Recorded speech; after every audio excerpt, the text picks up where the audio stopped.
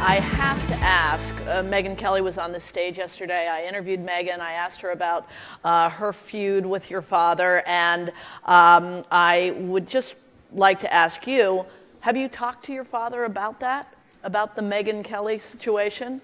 Have I talked to my father about? Well, I was at the debate. So, right. Yes, so you were there. I was present. Yeah. So yes. I'm wondering, did you?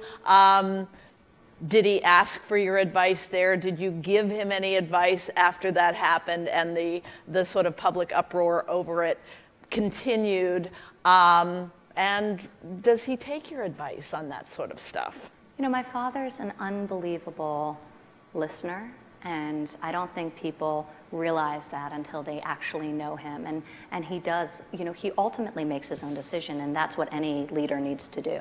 You absorb as much information, as many diverse viewpoints as possible, and then you reach a conclusion.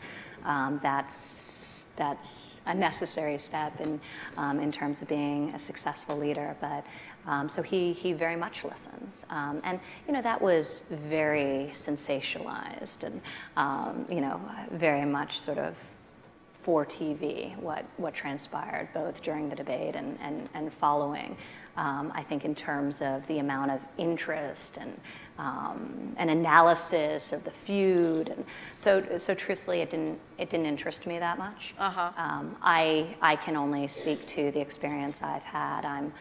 I'm a female executive at his company at the highest level, and I wouldn't be the person I am today if he didn't deeply believe in opportunity for women. And you know, now it's obvious. We look around, it's any company who doesn't believe in equality for women, any company who isn't hiring women at the highest level and equally with men is just not going to be relevant going forward. Like, they're just going to fail. Like, that's just what's going to happen.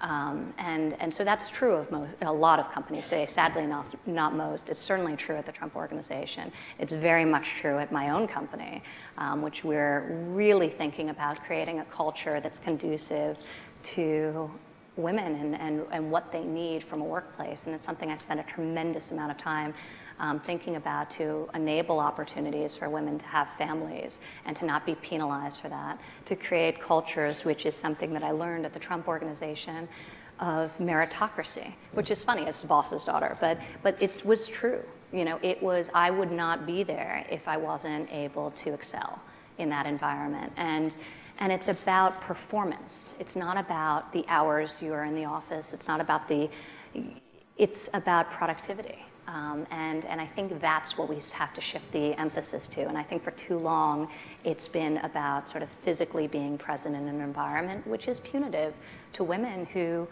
have disproportionately taken care of obviously their families. And you know, that's true with me as well. I'm the one who's more likely to be coordinating school schedules and doctor's appointments. So you know, creating scheduling flexibility and recognizing that performance and results are what's relevant is I think everything going forward.